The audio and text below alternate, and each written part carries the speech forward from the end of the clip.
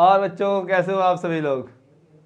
आज मैं आप लोगों को पढ़ाने जा रहा हूँ मोशन इन स्ट्रेट लाइन। देखो यार 11th का ये बहुत ही छोटा सा टॉपिक है, लेकिन इसका एप्लीकेशन तो बहुत आगे तक करना है कि नहीं। देखो यार इससे कभी कभी क्वेश्चंस भी आ जाते हैं, मेंस में भी नीट में भी, दोनों जगहों पे। नीट में तो इससे मतलब नीट में जब इससे क्वेश्चन पूछता है तो आखिर कैसा पूछता है?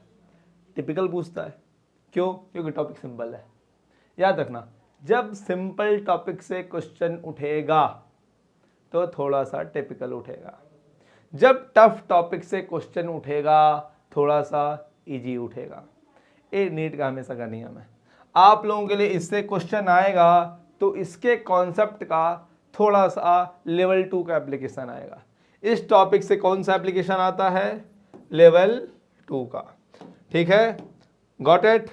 यहां से जब भी एप्लीकेशन आएगा किसका आएगा? लेवल 2 का। तो बस तैयार रहना थोड़ा सा, मतलब इस टॉपिक में आपको थोड़ा सा ज़्यादा जोर देना है। और देना इंपॉर्टेंट इसलिए भी है क्योंकि आगे के भविष्य के जो भी टॉपिक्स होंगे वो यहीं से सॉल्व होंगे। ठीक है, ढेर सारे जगहों पे इसका पूरा यूज पड़ेगा। एक विमीय गति समझते हैं जरा सा इस टॉपिक को। ठीक है, समझ लें। आप लोगों की इच्छा हो तो समझ लिया जाए सर। देखो, एक विमीय गति मतलब motion of body in straight line. Motion of body in straight line, एक लाइन में बॉडी जब गति करती है, एक लाइन में बॉडी जब गति करती है तो लाइन नहीं, ये तो सर रे हुआ ना, एक ही साइड जा रही है, हाँ तो वापस भी जाएगी। ठीक है, एक लाइन में बॉडी जब गति करती है मतलब आगे जाए पीछे जाए दाएं जाए, मुझे कुछ मतलब नहीं है। सीधी रोड पे कार जो चलती है ना, या सीधे रेलवे ट्रैक जो होता है ना, रेलवे ट्रैक पे जब ट्रेन चलती है अपनी लंबी वाली, याद करो ये सब किसके एग्जाम्पल हैं? स्ट्रेट लाइन मोशन के। रेलवे ट्रैक टेढ़ा ना हो, ऐसा ना हो कि रेलवे ट्रैक मोड़ दिया वहाँ ने, जो जबरदस्ती मोड़ दिया।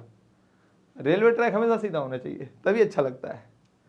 ठीक है, तो ये सब एग्जाम्पल्स किसके हैं? स्ट्रेट लाइन मोशन के, एक विमीय गति के। जब कोई पिंड क्या करता है? एक सीधी रेखा में गति करता है, अब आगे आए या पीछे आए। ठीक है, बात समझो। ये बॉडी इधर भी जा सकती है, इधर भी आ सकती है, आगे जाए पीछे इससे कोई मतलब नहीं है। वो एक ही रेखा को अपने छोड़ नहीं रहा है, वो अपनी रेखा को छोड़ नहीं रहा है। What is that? उसे बोलेंगे एक विमीय गति। आगे बढ़ते हैं। विरामावस्था एवं गति की अवस्था। देखो इसे जरा समझना बहुत जरूरी है।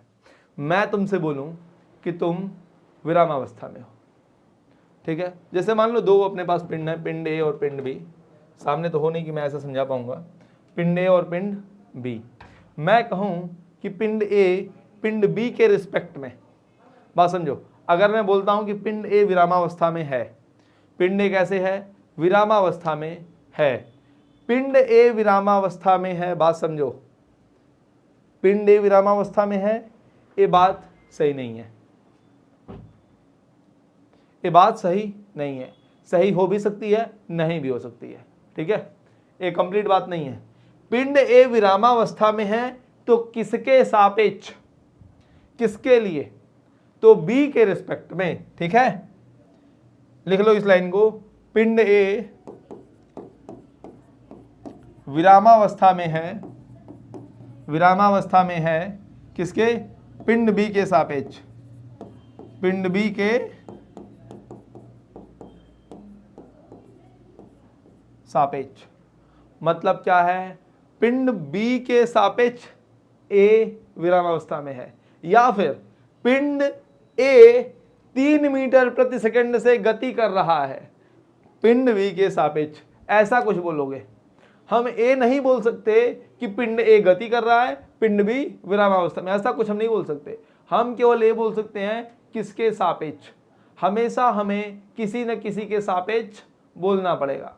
बिना सापेक्ष बोले, बिना किसी के रिलेटिव में बोले, जैसे हम अगर बोले कि मैम, जैसे मान लो सिंपल एग्जांपल, तुम लोगों को आज तक बचपन से यही सिखाया जाता रहा है, बहुत ज़्यादा पढ़ लियो, लेट कर लो, बस वाला एग्जांपल लेते हैं, ट्रेन बड़ी हो जाती है। हाँ, ट्रेन बड़ी हो गई, लेट कर लो मैं एक बस में हूँ, चलो अब ये बस है, ऐसे मान लो ये बस है, तुम यहाँ पे खड़े हो, हमें बाय कहने आए थे, मैं तुम्हारी सिटी में आया था, तुमने कहा सर को हम बाय कहेंगे, तो ठीक है आ गए यार। मैं भी यहाँ पे विंडो सीट में आ गया, मैंने कहा यार मैं भी तुम्हें बाय कहूँगा, ठीक है, मैं अपने भाइयों को भी छोड़ता नहीं हूँ। तो तुमने यहाँ से हैंड ऊपर किया, बाय अपना कहा, जैसे भी कहा, ठीक है। अब देखो मेरे बगल में कोई और सर आ गए, वही थे, ठीक है, मान लो ये जी के सर हैं, ज्ञानेंद्र सर अपने, और ये मैं यू।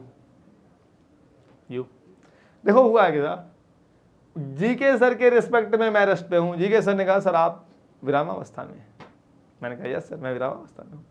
तुमने कहा सर आप तो मूव कर रहे हैं, मैंने कहा हाँ मैं मूव कर रहा हूँ, मैं मूव भी कर रहा हूँ, मैं क्या है, मैं गतिशील भी हूँ, किसके सापेक्ष, तुम्हारे सापेक्ष, ए अच्छा यू है ना, ए वाई ओ यू है, यू, मैं वाई के सापेक्ष, मैं वाई के सापेक्ष गतिशील हूं, किसके सापेक्ष, वाई के सापेक्ष, और मैं रुका हुआ हूं, विरामावस्था में हूं, किसके सापेक्ष, जी के सर के सापेक्ष, है कि नहीं, बात समझे कि नहीं समझे, जो मेरे साथ है उसके लिए मैं रुका हुआ हूं। जैसे अपन अर्थ में है, अर्थ के लिए अपन मान लो विरामावस्था में, लेकिन सन के रिस्पेक्ट में अपन मूव कर रहे हैं बहुत तेजी से, मून के रिस्पेक्ट में अपन मूव कर रहे हैं, हाँ है कि नहीं। चलो यहाँ से तुम थोड़ा सा आइडिया लगा लिए होगे कि रेस्ट और मोशन जब भी बोला जाएगा हमेशा रिलेट करके बोला जाएगा, और ये बात मत भूलना, रोटेशनल मोशन में यही चीज़ मैं फिर से एक लेक्चर में, मतलब कम से कम 15 से 20 मिनट में बहुत विस्तार में समझाऊंगा कि जब भी किसी मोशन को देखोगे अकेले नहीं देखोगे, किसी न किसी के साथ जोड़ के देखोगे, बिना सापेक्ष लगाए, बिना रिलेटिव लगाए। इसका यहाँ बहुत ज़्यादा यूज नहीं है, अभी रिलेटिव मोशन आएगा तो वहाँ थोड़ा सा अपन इसका यूज करेंगे, रिलेटिव मोशन में जो सापेक्षिक गति होती है ना, वहाँ पे इसका थोड़ा यूज करेंगे, फॉर्मूला उस पर बनाएंगे। लेकिन इस बात को समझे रहना कि जब भी गति या विरामावस्था की बात की जाएगी तो वह किसी के सापेक्ष बोली जाती है, ठीक है। इसी सिलसिले में अगला नाम आता है फ्रेम ऑफ रेफरेंस। यह रेफरेंस मतलब यह हमारा आधार है, आधार का जो हमारा फ्रेम है ना, आधार का, ठीक है, बात समझो, जो फ्रेम हमने आधार के तौर पे लिया है, जैसे हमने यह फ्रेम ले लिया, ये हमारा जैसे एक्स वाई प्लेन देखा है तुमने, या एक्स एक्सिस देखी है ना, ये एक्स एक्सिस है हमारी, हमने एक्स एक्सिस बनाई, इसका जीरो हमने, इसका मैंने जीरो ए ले लिया, एक्स एक्सिस है मेरी ए, एक्स एक्सिस का जीरो मैंने ए ले लिया, इसी जीरो को मैं इधर शिफ्ट भी तो कर सकता हूं, है कि नहीं, इसी जीरो को मैं इधर भी शिफ्ट कर सकता हूं, ठीक है। तो इस तरीके से रेफरेंस बदले जाते हैं। अब बात समझो, ए वाई एक्सिस, ए एक्स एक्सिस, ए अपना एक फ्रेम ऑफ रेफरेंस है, यही मैं दूसरा भी ले सकता हूं। लेट कर लो मेरा फ्रेम ऑफ रेफरेंस मूव कर रहा है वी वेलोसिटी से, मतलब मैं बस ले लिया, एक बस को ही मैंने फ्रेम ऑफ रेफरेंस मान लिया कि मैं अपने बस के रिस्पेक्ट में नापूंगा, मेरी बस ही मूव कर रही है वी वेलोसिटी से, मान लो 20 मीटर पर सेकंड, 10 मीटर पर सेकंड, ज़्यादा तेज हरियाणा वाले ड्राइवर हो गया यार तो, अरे हरियाणा वालों कम समझो, 20 मीटर पर सेकंड कम है उनके लिए हरियाणा कम समझो, 20 मीटर पर सेकंड होती कितनी है, 72 किलोमीटर पर आवर, 72 किलोमीटर प्रति घंटा 20 मीटर पर सेकंड होता है। और हरियाणा वाले तो 100 110 चल, वो 100 पार कर देते हैं कभी कभी तो, ठीक है। ये आधार के लिए जो अपन फ्रेम लेते हैं ना, फ्रेम ऑफ रेफरेंस, ये आधार बनता है किसी भी गति की स्टडी करने का, ये आधार बनता है किसी भी गति की स्टडी करने का। इसका इसमें कोई ज़्यादा खास यूज नहीं है, फिर भी जानना जरूरी है, क्यों, क्योंकि आगे समझना पड़ेगा, इसलिए नाम आज ही से लेते चलो, हाँ, ताकि कल को जब मैं ऐसा नाम बोलूँगा आगे से आप लोग आश्चर्यचकित नहीं होगे, कहोगे हाँ सर आता है, मुझे रिलैक्स्ड। तो मैं क्या मालूम उस टाइम पे आश्चर्यचकित तो तब हो गए जब उसका लेवल यूं से यूं हो जाएगा है कि नहीं। बस समझे रहना कि जैसे कि ए अर्थ की फ्रेम ऑफ रेफरेंस है, ठीक है, मेरे बस की फ्रेम ऑफ रेफरेंस है, कार की फ्रेम ऑफ रेफरेंस है, मैं खड़ा हूँ मेरी अपनी एक फ्रेम ऑफ रेफरेंस है, सबकी अपनी अपनी फ्रेम ऑफ रेफरेंस है ना। हाँ, जैसे मान लो एक टेबल बना दिया, टेबल के ऊपर, टेबल को मान लिया फ्रेम ऑफ रेफरेंस, अब कोई बॉडी टेबल के ऊपर गति करेगी 0/100। आ जाओ बेसिक बातें जानने के बाद दूरी एवं विस्थापन। अब अपने काम की बात, इस टॉपिक की बात शुरू हो रही है, दूरी एवं विस्थापन। दूरी किसे कहते हैं? दूरी मतलब द पाथ ट्रेस्ड, अंग्रेजी में बोलते हैं द पाथ ट्रेस्ड, हिंदी में बोलेंगे चला गया पथ, चला गया पथ या तय किया गया पथ, ऐसे लिख लो, तय किया गया पथ। डिस्प्लेसमेंट को बोलते हैं या विस्थापन को बोलते हैं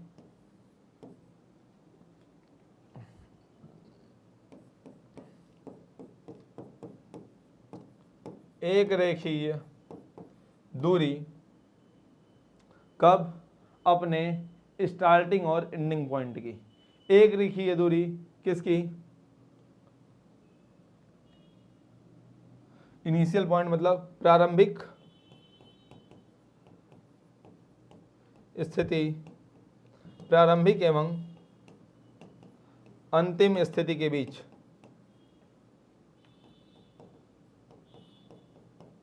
मतलब बात समझ ही गए होगे कि प्रारंभिक एवं अंतिम स्थिति के बीच की दूरी एक रेखीय मतलब सिंगल लाइन में शॉर्टेस्ट डिस्टेंस, उसे क्या बोल देते हैं? विस्थापन। इसे करने के लिए एक एग्जांपल ले लो। जैसे मान लो ए अपना क्या है, यार बार छोटा समझ गया, कोई नहीं, हो गया ना, सर्कल बन गया। भाई यार इतना मत बनाया कर यार, ठीक है, इतना मान लेते हैं, इतना चलता है यार, सर्कल बहुत बढ़िया बना है, ठीक है। देखो ध्यान से, मेरी बॉडी ने स्टार्ट किया मोशन कहाँ से? ए से। ए इसका रेडियस क्या है? इसका सेंटर है, इसका रेडियस कितना है? आर। मेरी बॉडी ने यहाँ स्टार्ट किया ए से, ए पहुँच गई कहाँ पे? बी पे। अब बताओ, पहली चीज़ बताओ, चलो मुझे पहली चीज़ मुझे बताओ कि बॉडी के द्वारा तय की गई दूरी कितनी है? दूरी कितनी है? तो बोलोगे सर ये जो सरकमफ्रेंस का 1/4 ये 90 डिग्री पे है। पूरे सर्कल का एक वृत्त का 1/4 हुआ ना, तो ये कितना हुआ सर? πr/2 है ना। और वही अगर मैं पूछ दूं कि ए से बी तक का विस्थापन क्या हुआ?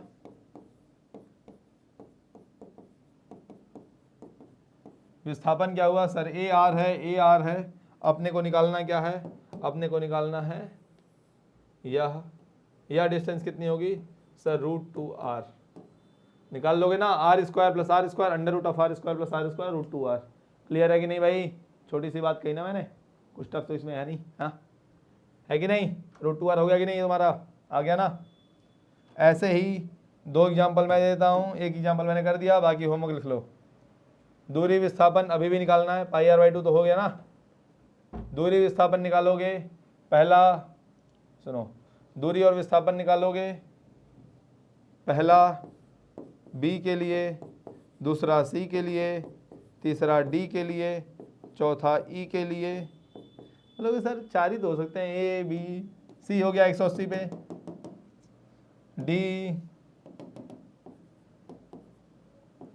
D for doctor. तुम लोग क्या समझे? मैं ऐसे वैसे बात बोलूँगा, डॉक्टर बनना है तुमको, डी फॉर डॉक्टर। डी वाला जरूर करना, हाँ डी वाला जरूर करना। अब जरा सा इंपॉर्टेंट बात पे आता हूँ, फिर अभी पीछे वाला क्वेश्चन तुम लोग दोबारा करोगे। देखो जो दूरी है वो कैसा है? स्केलर। जो अपना विस्थापन है वो कैसा है सर? ये तो अपना वेक्टर है। हाँ बच्चे, तो इसके पास क्या होगी? दिशा। स्ट्रेट लाइन में दिशा का ज्यादा मतलब होता नहीं है। स्ट्रेट लाइन में तो मेरे पास 2 ही दिशा है ना, या तो पॉजिटिव या तो निगेटिव, है कि नहीं? खुद सोचना मेरे भाई, स्ट्रेट लाइन में अगर इधर जाएगी तो पॉजिटिव, इधर जाएगी तो निगेटिव। अपने पास कितनी दिशाएं टोटल? 2। एक विमीय गति में, एक विमीय गति में कितनी दिशाएं हैं? 2। आगे ज़्यादा हो सकती हैं, आगे की आगे बात करेंगे, अभी क्यों बात करें सर, है कि नहीं?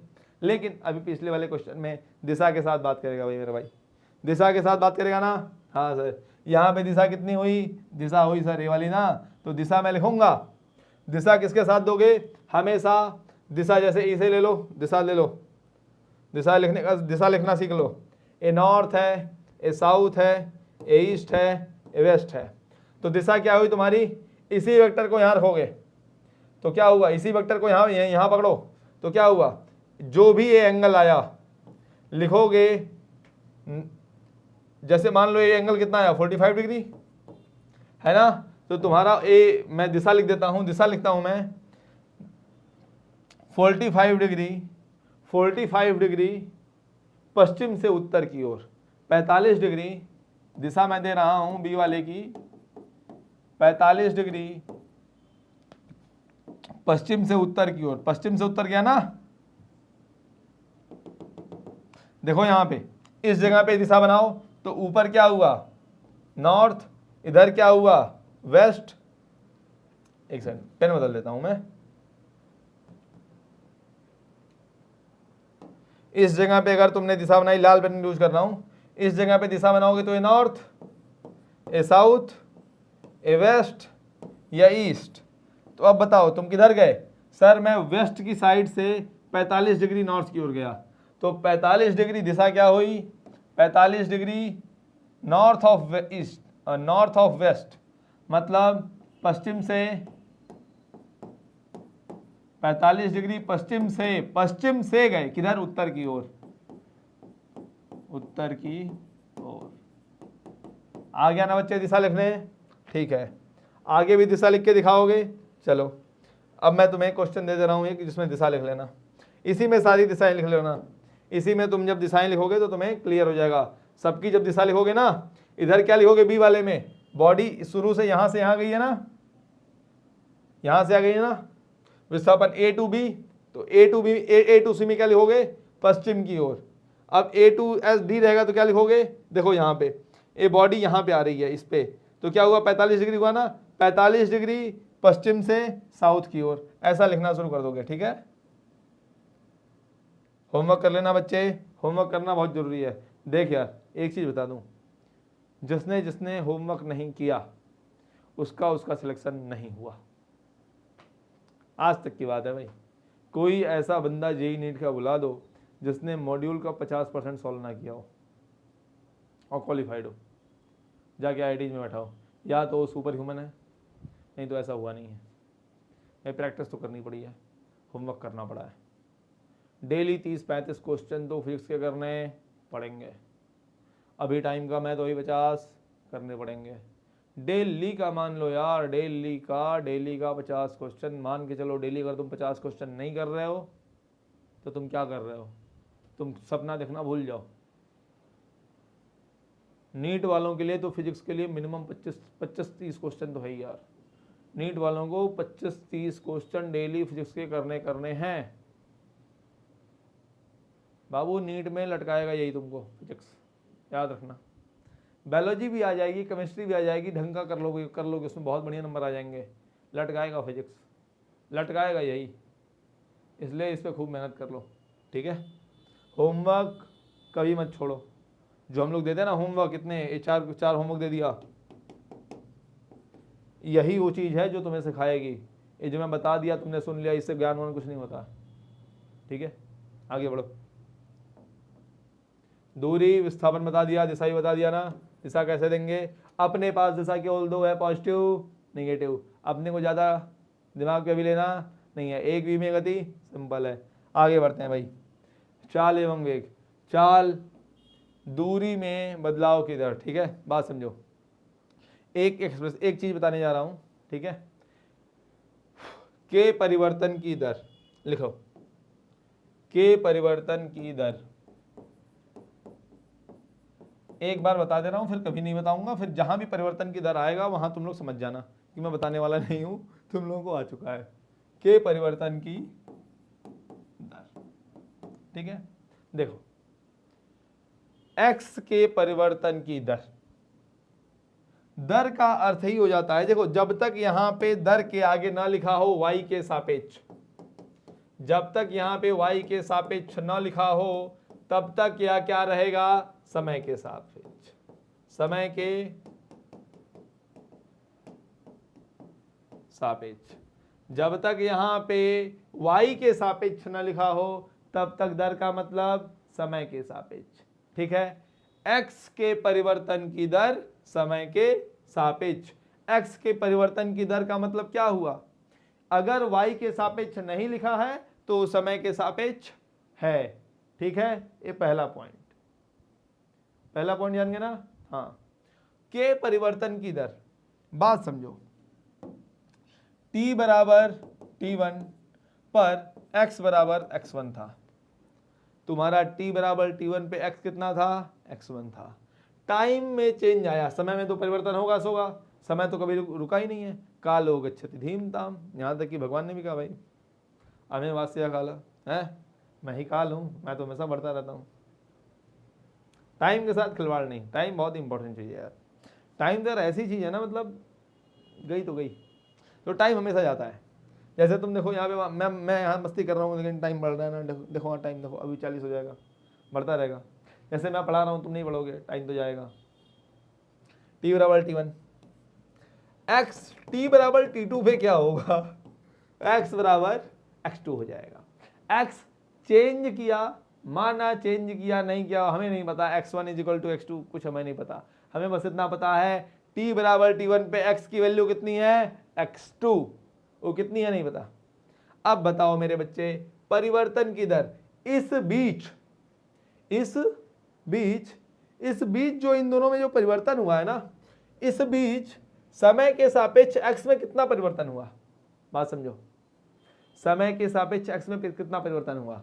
तो इसे नापने के लिए अपन लिखते हैं, मान लो यहां जो भी किया जाएगा इसे लिखेंगे x के परिवर्तन की दर, क्या, x के परिवर्तन की दर, ये क्या होगी, x2 minus x1 by t2 minus t1। ठीक है, लिख लिया। इसे बोलते हैं औसत दर। चलो छोड़ो, अभी पहले एग्जाम्पल करा लो। जैसे एक बहुत एग्जाम्पल ले रहा हूं, मंडी का रेट है टमाटर का रेट है, मान लो 11 तारीख को, मान लो मंडे को रेट था 200 रुपये किलो, ट्यूसडे को रेट हुआ 220 रुपये किलो, वेडनेसडे को रेट हुआ 240 रुपये किलो, थर्सडे को रेट हुआ 260 रुपये किलो, फ्राइडे को रेट हुआ 280 रुपये किलो। मैं तुमसे पूछता हूँ टमाटर के रेट की परिवर्तन की दर दिन के सापेक्ष कितनी है, एक दिन में टमाटर का रेट कितना बढ़ रहा है। आप बोलोगे सर 240 माइनस 200, कोई तो उठा लो, 240 माइनस 200 बाई कितने दिन हुए, 2 दिन, 20 है कि नहीं, है कि नहीं। अगर मैं तुमसे और पूछूं, लेट कर लो, यहाँ पे ये 250 है, यहाँ पे 260 है, मैंने तुमसे पूछा बताओ इतने दिनों में परिवर्तन की दर कितनी है, आपने निकाला 50/3, आपने बोला सर 17 रुपये, 17 के आसपास आएगा, 16.99 के साथ पास समथिंग, वो तुम भूल जाओ, 16.66 ऐसा कुछ, 60 में 4 सर 15 रुपये पर डे बढ़ रहा है। 4 दिन के लिए जब पूछा कि 1 मंडे टू ट्यूसडे एक दिन हुआ, ट्यूसडे वेडनेसडे एक दिन, ठीक है। मंडे टू ट्यूसडे एक दिन में कितना रेट बढ़ा सर, 20 रुपये, 2 दिन में कितना रेट बढ़ा 40 रुपये, 3 दिन में कितना रेट बढ़ा 50 रुपये, 4 दिन में कितना रेट बढ़ा 60 रुपये। बात समझ रहे हो, यहाँ फीलिंग आ रही है तुम्हें थोड़ी थोड़ी कि परिवर्तन की दर क्या है। तो एक दिन में परिवर्तन की दर कितनी आई, जब पूरे को यहाँ तक जब निकाला तो एक दिन में परिवर्तन की दर कितनी आई 15, यहाँ तक जब निकाला तो एक दिन में परिवर्तन की दर कितनी आई 17, यहाँ तक जब निकाला तो एक दिन में परिवर्तन की दर 20 रुपये, यहाँ पे भी कितनी आई 20 रुपये। बात समझे, एक दिन में कितना बढ़ा। ये रेट जो है ना ओवरऑल किसके ऊपर डिपेंड करता है, तुम्हारे इनिशियल पॉइंट फाइनल पॉइंट, ठीक है। इसे बोलते हैं क्या, औसत। 4 दिन का तुम्हारा औसत रेट ऑफ इंक्रीमेंट क्या है। जैसे प्राइस तो एक ही दिन में बढ़ा, प्राइस तो एक ही दिन में खूब ज़्यादा बढ़ जाता है कभी कभी। जैसे मान लो ये 220 की जगह यहाँ पे भी 200 ही था, यहाँ पे भी 200 ही था, यहाँ पे 240 डायरेक्ट हो गया, तो भी तुम्हारा औसत 2 दिन का कितना आएगा, 20 रुपये, 20 रुपये आएगा ना 2 दिन का, कि 2 दिनों में भी अगर यहां से लोगे, ट्यूसडे से वेडनेसडे लोगे, तो 1 दिन का 40 रुपये बढ़ जाएगा। समझे कि नहीं? ये मेरे इनिशियल पॉइंट फाइनल पॉइंट पे डिपेंड करेगा कि रेट कितनी बढ़ेगी, रेट कितनी आएगी। इसे बोलते हैं क्या, औसत रेट। क्या बोलते हैं, औसत रेट, मतलब औसत दर। ठीक है, बाकी फीलिंग आ गई होगी ना। x के परिवर्तन की दर क्या है, x2 minus x1 by t2 minus t1। वहां दिन के सापेक्ष थी, यहाँ टाइम के सापेक्ष, सेकंड के सापेक्ष होगी। ठीक है, आ जाते हैं पुरानी बात पर। बोलो सर इसका क्या प्रयोग हुआ? बता रहा हूं बच्चे, कहा था ना कुछ बताऊंगा नहीं मैं।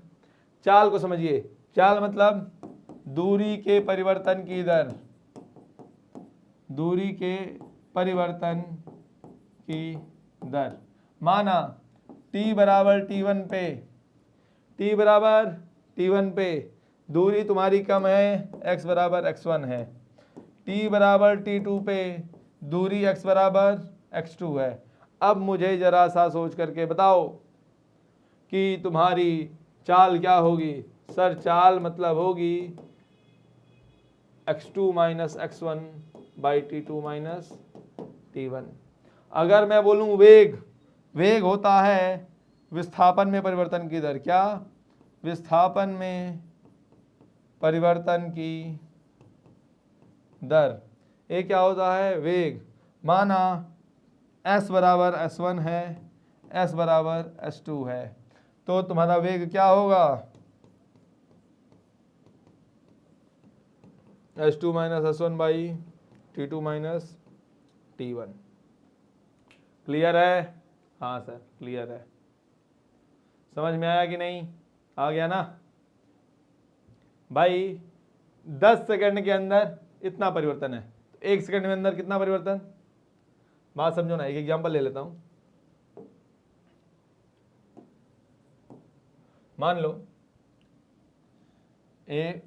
मेरी बॉडी यहां से शुरू की, ऐसे घूम के यहां आ गई। ठीक है, ऐसे घूम के यहां आ गई। बॉडी मेरी 0 पर है, t बराबर 0 पर, t बराबर 5 सेकंड पे यहाँ पे है 10 पे, 15 पे है t बराबर 7 पे, फिर यहाँ आ गई t बराबर 5, सॉरी यहाँ आ गई 5 पर, t बराबर 15 पर, t बराबर 5, t बराबर 7, t बराबर 0। अब मैं तुमसे पूछता हूँ, चलो बताओ, सबसे पहले बताओ मेरा चाल कहाँ से कहाँ तक, 0 से 10 सेकेंड, 0 से 5 सेकेंड तक। t बराबर 15, यहाँ गलत लिखा है, t बराबर यहाँ 2 लिख लो, 5 है ना, 7 है ना, यहाँ 15। सही है, सही सही सही सही बाबू, ये वाला पॉइंट है यार, याद दिला दिया करो हमको ऊपर, हम वहाँ गलती करा दे तुम मुझसे। t बराबर 5 सेकंड बताओ, t बराबर 5 सेकंड तक मेरी चाल क्या है। सर चाल मतलब क्या हो गया, आपकी दूरी कितनी है। सर दूरी आपकी 0 पे जब खड़े हैं तो 0 है। ठीक है, और ऐसा ऐसे ऐसे कर लेते हैं, आप लोग समझ में नहीं आ रहा होगा ना, ऐसे करता हूँ। जैसे t बराबर 0, t बराबर 5, नीचे लिखता हूँ जगह चाहिए मुझे, t बराबर 0, t बराबर 5, t बराबर 7, t बराबर 15। x बराबर मतलब दूरी, दूरी कितनी हुई बाबू, दूरी जानते हो ना, कितना पाथ चला, कॉन्सेप्ट यहां बना लेना। कितना चला, 0 से लेके 5 सेकंड तक, 0 से लेके 5 सेकंड तक कितना चला, तो सर 10 चला। मान लो x बराबर 10 मीटर। ठीक है, मैं इसे x0 लिख दूं, x0 लिख दूं। ठीक है, चलो यहां आओ, इसे t0, t5, t7, t15। अब डायरेक्ट सब कुछ क्लियर कर दिया। t15 मतलब 15 सेकंड पर, 15 सेकंड में 15 सेकंड नहीं होगा। x0 कितना है 10, x5 कितना है 5 सेकंड में बताओ x की वैल्यू। सर 5 सेकंड पे x की वैल्यू कितनी है, 5 सेकंड यहाँ है ना 10। अरे यार सॉरी सॉरी सॉरी, x0 पर तो 0 है ना, 0 सेकंड पे तो बॉडी कहाँ है, 0 पे है, तो चली कहाँ यार, 0 पे तो 0 है ना। ये सब बता दिया करो यार मुझे, हैं कौन बताएगा, तुम नहीं बताओगे तो बताओ, ऐसे चलता है, ऐसे पढ़ोगे तुम लोग। x5 कितना होगा, 10 मीटर, मीटर ठीक है, n लिखा हुआ है लेकिन मीटर समझो, समझा वही करो जो मेरे दिमाग में चलता है। x5 के बाद क्या चलेगा यार, दिमाग क्यों मेरा हैंग कर रहा है भाई, 15 मीटर। x15, x15 कितना है, अब बताओ मेरे बच्चे, x15 कितना होगा, 5 होगा ना, हाँ सर 5 होगा, है कि नहीं, x15 कितना होगा, 5 होगा। 15 यहां चला प्लस 10 रिटर्न किया, 15 10 25, दिमाग खोल के बैठा करो, जिसको जिसको लगा है भाई।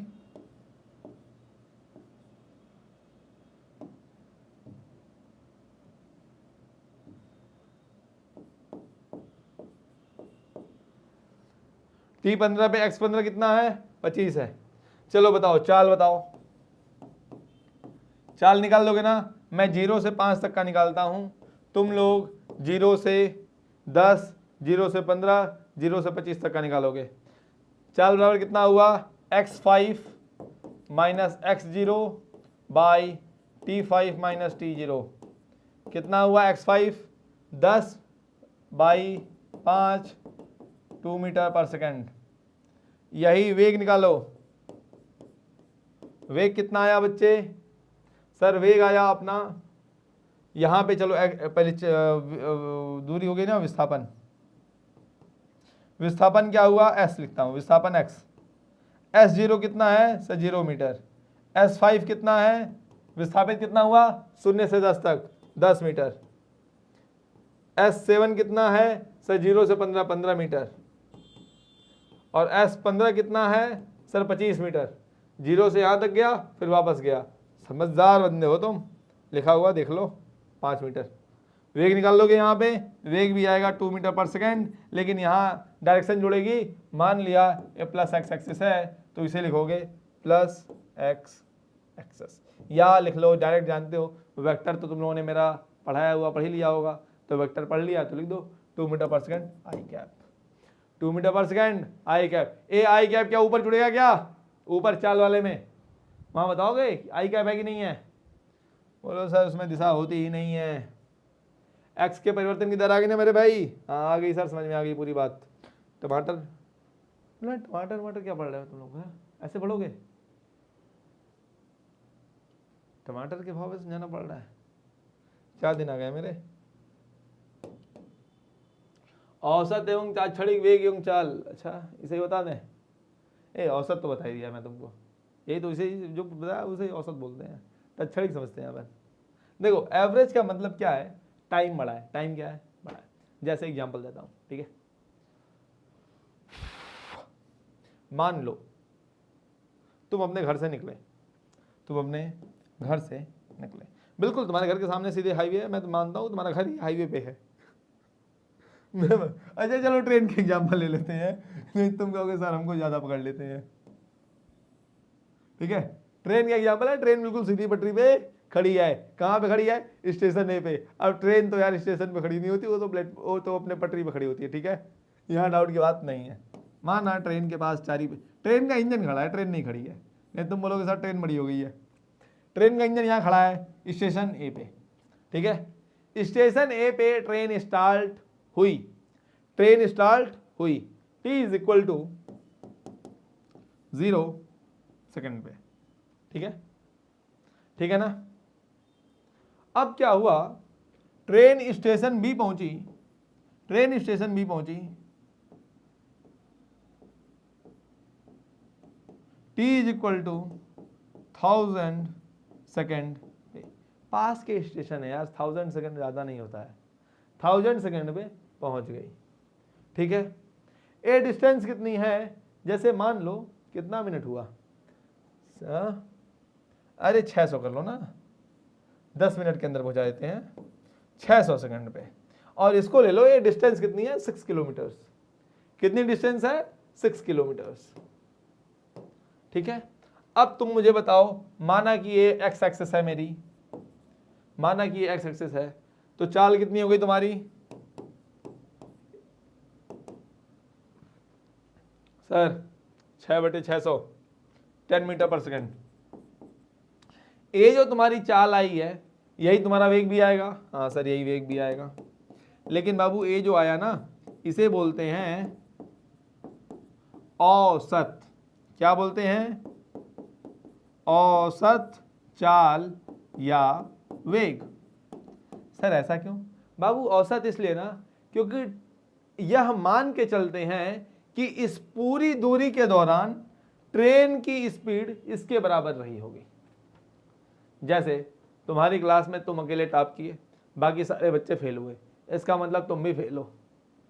अगर मैं क्लास का एवरेज रिपोर्ट निकालूंगा तो अगर उनके सबके 30-35 नंबर हैं तो तुम्हारा सबका तुम्हारे क्लास में 90 बच्चे हैं, तुम्हारा 90 नंबर एक एक बच्चे को एक एक करके दे दिया जाएगा।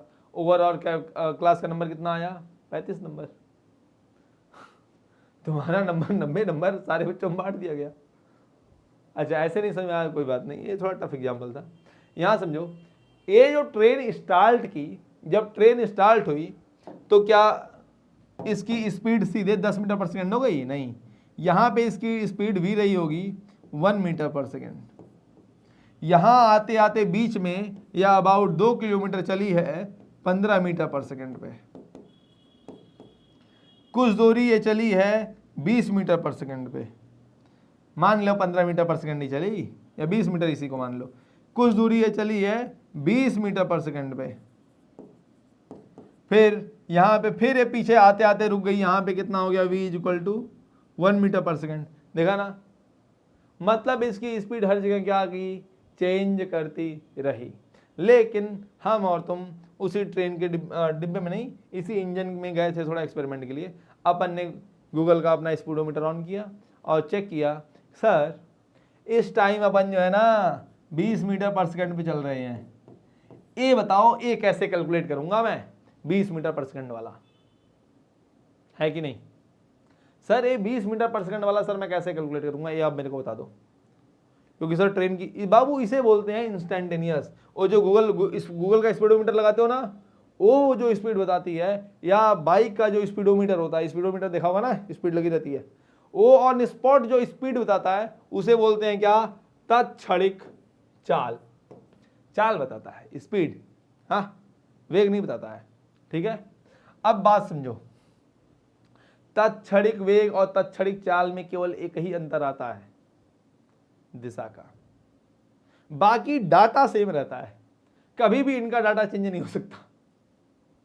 मतलब अगर तत्क्षणिक चाल मैंने तुमसे बोल दिया तत्क्षणिक चाल 50 मीटर पर सेकेंड है, तो तत्क्षणिक वेग भी 50 मीटर पर सेकेंड, साथ में जो भी दिशा लग जाए। यह नहीं हो सकता कि तत्क्षणिक चाल 50 मीटर पर सेकेंड है, तत्क्षणिक वेग कुछ और आ जाए, जैसे इस केस में हो रहा था ना। कहाँ गया भाई केस मेरा? ये वाला केस है ना। चलो ये वाला निकालो, t = 15 वाला। t = 15 पे जरा काम करते हैं। t = 15 वाला काम करते हैं। चाल कितनी आएगी बाबू? 0 से 15 में चाल आएगी सर 25 x 25/15। चाल आई 25/15 मीटर पर सेकेंड। वेग निकालो जरा सर, वेग आएगा 5/15 मीटर पर सेकेंड। अंतर आ गया ना, यहाँ तो दिशा भी आएगी प्लस i कैप। ठीक है, अंतर आ गया। यहाँ पे जरा सॉल्व करके देखना, यहाँ पे अंतर आ रहा है, लेकिन तत्क्षणिक वेग और तत्क्षणिक चाल में क्या अंतर आएगा? सर केवल एक ही अंतर आ सकता है, वो है दिशा का, और कोई अंतर नहीं आएगा। क्यों? क्योंकि अब जो बताने जा रहा हूं उसे ध्यान दो। ये जो निकला, जो औसत निकलता है वो निकलता है T2 - T1, लंबे टाइम के लिए, एक लॉन्ग ड्यूरेशन के लिए, एक सफिशिएंट लॉन्ग ड्यूरेशन कि उसमें वेलोसिटी चेंज हो जाए, उसमें वेलोसिटी बदल जाए, उसमें चाल बदल जाए। अपनी चाल बदल जा रही है, अपना औसत, अपना जो क्या होता है वेग है वो बदल जा रहा है। उस ड्यूरेशन में जब काम करते हैं तो उसे क्या बोलते हैं? औसत। मतलब देखो बात समझो, बदले या ना बदले ये हम नहीं जानते हैं, लेकिन बदलने की पूरी संभावना है, वहाँ बदल सकता है।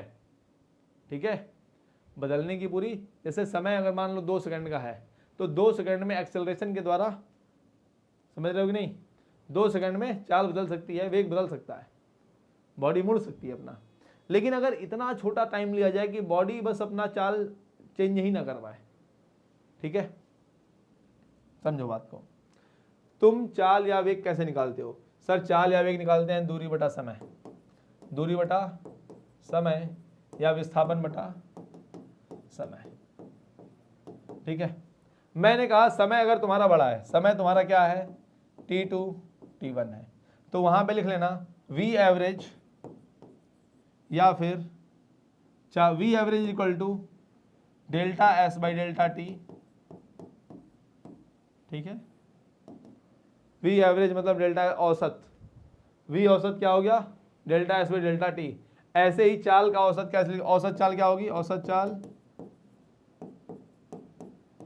चाल क्या होगी delta x by delta t, उसे भी v एवरेज से नोट कर देते हैं। ठीक है, डेल्टा x मतलब सफिशिएंट चेंज, मतलब change in x by change in t। अब वो चेंज इन कितना हो सकता है, अगर मैं इस t1 t2 को इतना घटाऊं इतना घटाऊं इतना घटाऊं इतना घटाऊं कि ये बहुत ही मिनिमम टाइम बचे, इनफाइनाइटली स्मॉल टाइम, जैसे 0 पॉइंट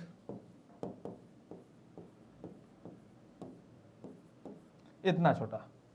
अब इस ड्यूरेशन में बताओ 0.0001 से अगर यहीं तक कर लूं तो भी ये बहुत छोटा टाइम हो गया, तो भी क्या हो गया, बहुत छोटा टाइम हो गया। इस ड्यूरेशन में अपना वेलोसिटी माना जाता है, अपन बिलीव करते हैं कि चेंज नहीं करेगा, चेंज नहीं करेगा। अगर चेंज नहीं करेगा तो इसमें जो डेल्टा एस आएगा, इसमें जो डेल्टा एस आएगा तो, और उस डेल्टा एस को इस डी टी से डिवाइड करेंगे। इसे डेल्टा एस नहीं बोलेंगे, इसे बोलेंगे क्या, डी एस। तो D S by D T क्या हो जाएगा, अपना v इंस्टेंटेनियस हो जाएगा। ठीक है, लिख लो ऐसे, फिर समझेंगे अभी थोड़ा सा और, एक बार और मैं इसे बताने की कोशिश करूंगा। D S by D T समझे ना, डी एस को बोलते हैं, डी टी को बोलते हैं स्मॉल चेंज इन टाइम। लिख लो, अंग्रेजी में लिख लो, इतना तो आता है अंग्रेजी, स्मॉल चेंज इन टाइम। ठीक है, वेरी स्मॉल लिखो, इनफाइनाइटली स्मॉल, इनफाइनाइटली स्मॉल मतलब बहुत कम, infinitely small change in time. DS को लिख लो, डीएस को लिखो change in S for infinitely small change in time. Change in S for, फिर इसी को रिपीट करो, for infinitely small change in time, मतलब एस में बदलाव, एस में बदलाव टी के रिस्पेक्ट में जब टी बहुत ही छोटा हो। समझ गए? देखो पहली याद रख लेना यहां पे, ये आप लोगों को इंटीग्रेशन के टाइम पे और डिफरेंशिएशन जब मैं सिखा रहा था तब मैंने बताया था कि ये D by D T of S होता है, D by D T of S, ऐसे लिखते हैं इसको, D by D T of S लिखते हैं इसको। इसे D S by D T लिख देते हैं, ठीक है, कोई दिक्कत नहीं है, लेकिन D by D T of S ऐसे समझा जाता है। ठीक है, ऐसे समझोगे, समझे रहोगे तो गलती नहीं होगी। बात समझ गए ना बच्चे? हाँ सर समझ गया। एक्सेलरेशन पे आ जाओ तुरंत। एक्सेलरेशन क्या होता है? सर एक्सेलरेशन क्या होता है उसे थोड़ा सा समझ लेते हैं। एक्सेलरेशन मतलब क्या होता है, वेग के परिवर्तन की दर, दर मतलब समय के सापेक्ष, वेग के परिवर्तन की दर को क्या बोलते हैं, त्वरण बोलते हैं। समझ गए होगे? सर ए भी दो टाइप का हो जाएगा, दो टाइप का होगा ना? हाँ सर क्या होगा, v2 minus v1 by t2 minus t1 is equal to a। इसे बोल देंगे a एवरेज। क्या बोलेंगे इसे? a average that is equal to a किसके बराबर होगा, delta v by delta t, है कि नहीं? चलो a इंस्टेंटेनियस भी लिख लो, समझाने की ज्यादा जरूरत इसे नहीं पड़ी। dv by D T of v, D by D T of v या dv by D T, a is equal to dv by D T. यहीं पे थोड़ा सा और जोड़ दूं सर मैं? हाँ जोड़ दीजिए सर। बाबू देखो v क्या होता है अपना, v क्या होता है अपना d बाई डी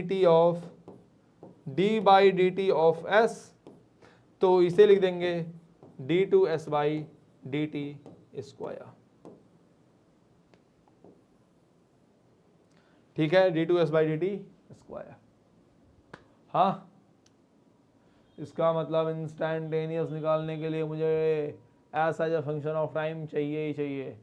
ठीक है, पी वाई क्यू करना चाहोगे क्या? कुछ नहीं, क्वेश्चन कर लें कुछ? हाँ सर, कर ही लेते हैं, इतना कुछ बता दिया तो बता ही दो। क्वेश्चन लिखो, S is equal to T square minus 3t plus 1। इसे टाइम के रिस्पेक्ट में मैंने नोट किया हुआ है। वेलोसिटी की इक्वेशन क्या होगी? v is equal to D S by D T, सब जानते हो, 2t माइनस 3 बराबर v। एक्सेलरेशन क्या आ जाएगा sir? dv by D T 2। आ गया ना बच्चे? हाँ सर आ गया। अगर मैं तुमसे पूछा v एट 2 क्या होगा? Velocity, instantaneous velocity at 2 second, instantaneous velocity at 2 second. 2 second पर तत्क्षणिक वेग क्या होगा? 2 सेकंड पर तत्क्षणिक वेग क्या होगा बच्चे? तो v बराबर 2 दूनी 4, 4 में 3 गया 1 मीटर पर second. v acceleration at 2 second क्या होगा सर? वो तो हमेशा ही 2 होगा, चाहे वो 2 सेकंड हो चाहे 75 सेकंड हो, हमेशा कितना रहेगा? 2। मैं तुमसे पूछता हूं बॉडी का s डिस्प्लेसमेंट एट 2 सेकंड क्या होगी? डिस्प्लेसमेंट एट 2 सेकंड, तो सर इसमें 2 की वैल्यू पुट कर दोगे, 2 दूनी 4 माइनस 6 धन 1 माइनस 1 मीटर। ठीक है, क्लियर है ना बात? बोलोगे सर यहाँ पे दिशा क्यों नहीं दी गई? पहले ही जान लो, एक विमीय गति में दिशा का ज्यादा प्रयोग नहीं होता है। पॉजिटिव है निगेटिव है बस यही आएगा, यही अपना आंसर है। यहाँ पे अगर निगेटिव आता तो अपन क्या जानते? जैसे यहाँ पे लिख लो, अगर v एट 1, v1 कितना आएगा? Velocity of body at 1 second कितना आएगा? तो 2 में 3 या माइनस 1 मीटर पर सेकंड। ये -1 ही दिखा रहा है कि उल्टा जा रही है, जो अपनी सीधी रेखा है ना उसमें उल्टा जा रही है, बस इतना इतना समझो। ठीक है, ये प्लस माइनस ये अपना साइन हो जाएंगे। प्लस माइनस ये अपनी क्या है? दिशा है। इसलिए एक विमीय गति में दिशा का चक्कर छोड़ दो। आगे बढ़ लो सर। ग्राफीय निरूपण, ठीक है, ग्राफीय निरूपण तो आप लोग समझते ही हो, क्योंकि आज तक आप लोगों ने ग्राफ ही तो बनाया है जीवन में, है कि नहीं? आज तक आप लोगों ने केवल और केवल ग्राफ ही बनाया है। देखो ग्राफ की आखिरकार अपने को जरूरत क्या पड़ती है? ग्राफ की अपने को जरूरत क्या पड़ती है? जब अपने को एक, जैसे मैंने बताया ना अभी, अपने पास इक्वेशंस होंगी तो अपने पास average plus instantaneous complete information हो जाएगी। ग्राफ इसी चीज को ऑपरेट करता है। ग्राफ मतलब क्या है? जैसे बात समझो, विस्थापन और अगर समय का मैं ग्राफ बनाऊं, विस्थापन और समय का, तो एक समय पर बॉडी कहां थी, हर समय पर, जैसे मान लो ग्राफ मतलब क्या हुआ, ये प्रति क्षण का हिसाब रखता है। बॉडी के प्रति क्षण के विस्थापन का समय के सापेक्ष निरूपण कौन करेगा? यह करेगा।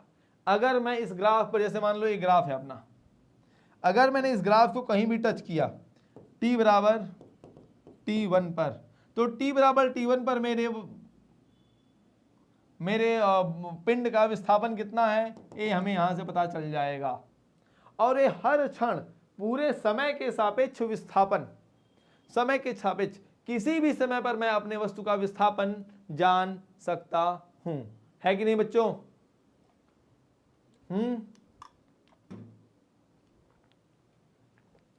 किसी भी समय पर मैं समय के सापेक्ष अपने वस्तु का विस्थापन जान सकता हूं। ठीक है, t बराबर t1 हो, यहां पे s1 आ गया, t बराबर t2 हो,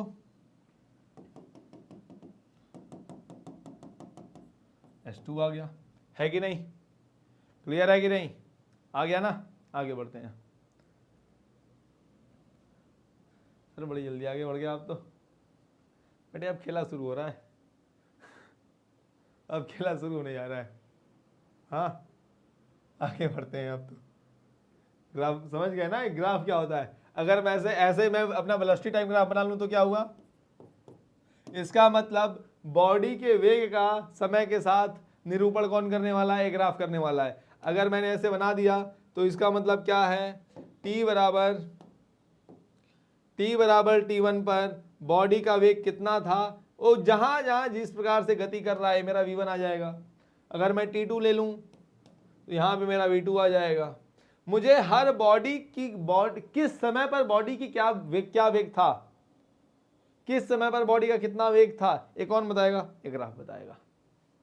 ठीक है, अब इस ग्राफ से हम लोग एनालिसिस क्या होती है इसका, क्या बोलते हैं, पोस्टमार्टम टाइप का, अब अपन आगे करेंगे। आ जाओ, विस्थापन समय ग्राफ थोड़ा पकड़ लें। विस्थापन समय ग्राफ क्या होता है आपको ऑलरेडी बताया जा चुका है। अपन देखें इससे अपन क्या क्या गेट कर सकते हैं, क्या क्या निकाल सकते हैं, ठीक है, क्या क्या इससे निकलने वाला है। तो मान लो ये अपना ग्राफ है, ये अपना ग्राफ है। अगर ये अपना ग्राफ है तो जरा सा मुझे ये बताओ, ए एस है, ए टी है ना। अगर मैं तुमसे एवरेज वेलोसिटी पूछूं, एवरेज वेलोसिटी T1 से T2 की, T1 से T2 की एवरेज वेलोसिटी, तो कैसे निकालोगे सर? एवरेज वेलोसिटी ऐसे निकालेंगे, T1 पे जाएंगे डिस्प्लेसमेंट S1 मिलेगी, T2 पे जाएंगे डिस्प्लेसमेंट कितनी मिलेगी सर? S2 मिलेगी। Sir S2 minus S1, V average T1 से T2, S2 minus S1 by T2 minus T1। ठीक है, चलो जरा सा ध्यान से देखो, मैं कहूं ये जो लाइन आई है, ये जो लाइन आई है ना, ये पॉइंट क्या है सर? ये पॉइंट है T2 S2, ये पॉइंट क्या है? T1 S1, है कि नहीं? पॉइंट अगर इस ग्राफ में देखें, ST ग्राफ में, तो point T1 S1 T2 S2। हाँ, मैं पूछता हूं इस लाइन का स्लोप क्या है? इस लाइन का स्लोप बताओ। ये जो लाइन है अपना, लाइन का स्लोप बताओ। इस लाइन सेगमेंट का, ये ब्लू ए वाली लाइन सेगमेंट का स्लोप बताओ। T2 S2 T1 S1। तो आप बोलोगे सर स्लोप निकालना तो इजी है, किसी भी लाइन का स्लोप कैसे निकलता है? T2 S2 T1 S1, क्या हो जाएगा इसका स्लोप? tan थीटा ही तो होगा। tan थीटा बराबर S2 minus S1 by T2 minus T1। Basic सी बात है, ए डिस्टेंस क्या हो गई? T2 minus T1। ए डिस्टेंस क्या हो गई? ऊपर वाली, ए वाली, यही तो हुआ स्लोप, यही ना हुआ tan थीटा। तो ए वाली कितना आया? S2 minus S1। ए वाला कितना आया? T2 minus T1। तो S2 minus S1 by T2 minus T1 क्या हुआ? स्लोप, tan थीटा आया ना। tan थीटा किसका? लाइन सेगमेंट का। अगर किसी लाइन का स्लोप निकाला जाता है तो क्या देता है? ओ, जिन दो बिंदुओं के बीच में रेखा बनी है, जिन दो बिंदुओं के बीच में रेखा बनी है, उनका क्या देगी सर? उनका V एवरेज दे देगी, वेलोसिटी एवरेज दे देगी। ठीक है कि नहीं? विस्थापन समय ग्राफ से अपन क्या जान रहे हैं? सबसे पहली बात विस्थापन जान रहे हैं, दूसरा क्या जान रहे हैं? एवरेज वेलोसिटी जान रहे हैं। मान लो अगर मैं इस दूरी को कम करता चला जाऊं, क्या करता चला जाऊं? खुरापात। सर इतना बड़ा था सर, क्यों सर आप छोटा कर रहे हो? नहीं, मेरा मन कर रहा है खुरापात करने की, मेरे को सूझी, मैंने ये बड़ा के छोटा किया, और छोटा और छोटा और छोटा और छोटा, फिर मैंने कहा स्पर्श रेखा बना दो। क्या बना दो? स्पर्श रेखा। हाँ, तो एक चीज तो याद रखो यार, ये रेखा है, ये अपना काम नहीं बदलेगी, ये अपना काम नहीं बदलेगी। ये जिस बिंदु को छू करके जा रही है, उसी बिंदु पर v वेलोसिटी का काम बना, मतलब उसी बिंदु पर अपना वेग देने वाली है। इसका स्लोप क्या करेगा? इसका गुण क्या है? वेग देना ना। तो ये जिस बिंदु पर स्पर्श रेखा बनी है, मान लो T पर, तो ये T बिंदु पर क्या देगी? v instantaneous. v इंस्टेंटेनियस बराबर tan थीटा। कहां पर? उसी बिंदु पर। स्पर्श रेखा का, किसका? स्पर्श रेखा का। v इंस्टेंटेनियस क्या हुआ अपना? स्पर्श रेखा का स्लोप, ढलान। स्पर्श रेखा की क्या? ढलान। क्या निकला अपना? स्पर्श रेखा की ढलान बराबर, स्पर्श रेखा की ढलान क्या हुई सर? v instantaneous. यहां पर इस ग्राफ के लिए, विस्थापन समय ग्राफ के लिए, ठीक है, एक्सेलरेशन टाइम ग्राफ में मत लगा देना।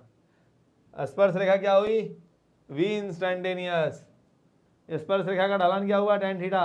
उसका मतलब क्या हुआ? ds by D T, ds by D T. ठीक है, चलो बात करें। क्लियर है ना भाई? याद करो जब पढ़ाया था।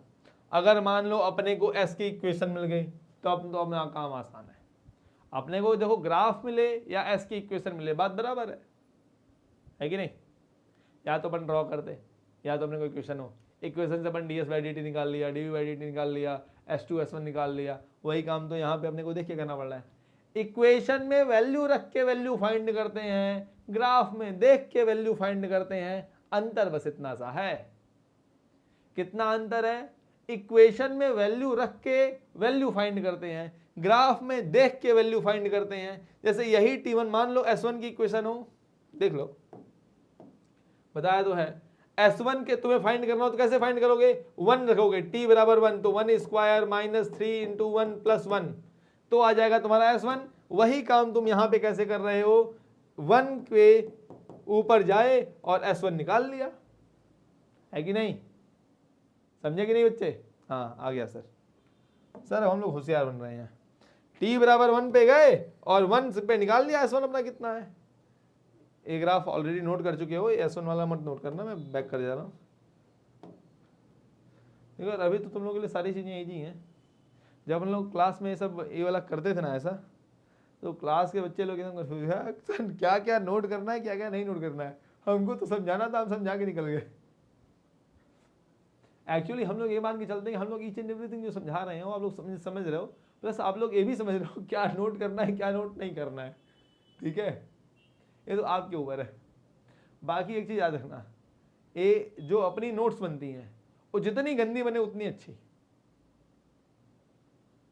और इसे आप जैसे जो नोट्स बनाते हो ना, आज की नोट्स, आज का होमवर्क एक कल भी रिवाइज होना चाहिए। और जब तक चैप्टर चले तब तक कम से कम, अगर 4 दिन चैप्टर चलता है तो 4 दिन लगातार रिवाइज करो, फिर अगले संडे को रिवाइज करो, अगले महीने रिवाइज करो, और इसके शॉर्ट नोट्स बना करके रखो। जब ये चैप्टर का पूरा मॉड्यूल खत्म हो जाए, डिस्कशन खत्म हो जाए, इसका शॉर्ट नोट्स बना लो, यही रिटेन करो।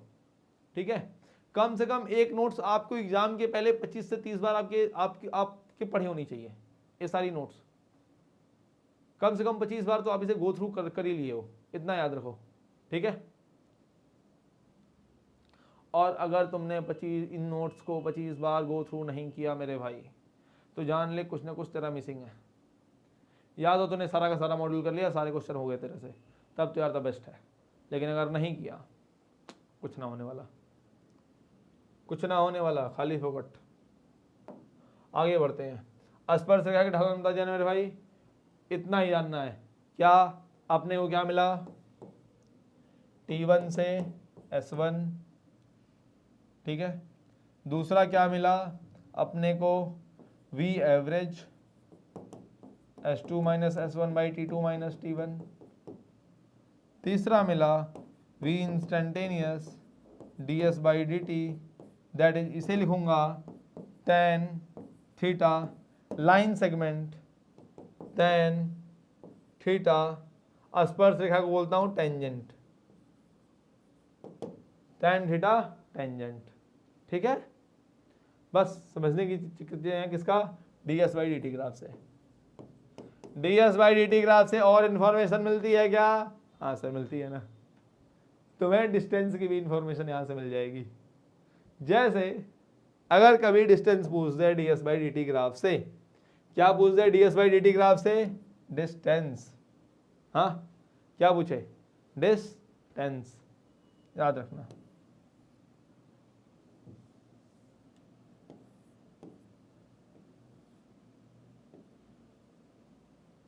हाँ एक चीज याद रखना, डिस्प्लेसमेंट कभी कम होती नहीं है, डिस्प्लेसमेंट कभी कम होती नहीं है।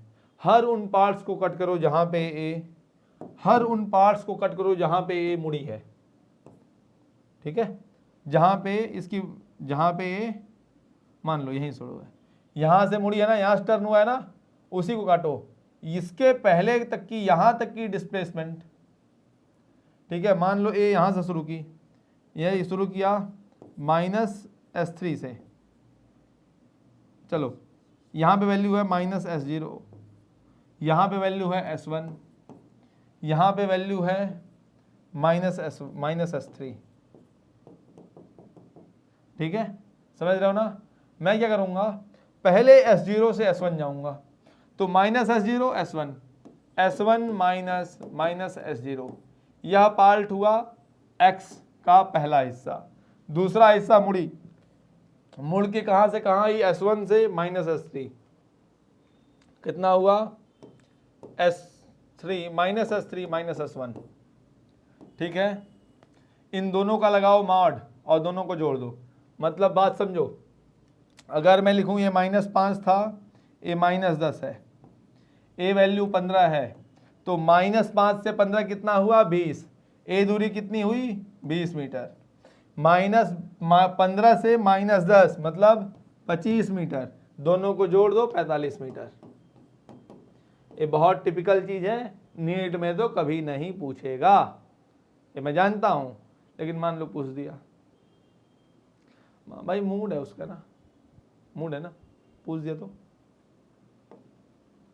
वेग समय ग्राफ, वेग और समय का ग्राफ कैसे होता है बच्चे, सर वीटी ग्राफ ऐसे बनेगा, V for velocity, T for time. Sir इससे भी अपन सर दो चीज बता देते हैं, पहले ही अपन बता देते हैं क्या सर, एक इससे इंफॉर्मेशन निकलेगी अपनी V1 T1 पे V1, T से V, अपन जो भी टाइम देखेंगे उसके रिस्पेक्ट में V बता देंगे, ठीक है, T1 से V1 निकाल लेंगे। सर दूसरा इससे सर अपन सर एक्सेलरेशन निकाल सकते हैं, A एवरेज और A इंस्टेंटेनियस, हाँ सर A दोनों अपन निकाल लेंगे, इसे tan थीटा लिख देंगे, that is tan theta tangent, that is D, that is dV by dt, that is dV by dt, और A इंस्टेंटेनियस क्या हो गया tan theta, that is line segment. बाकी समझते हो तुम लोग, लेकिन इससे एक चीज और बता सकते हैं, क्या, मान लो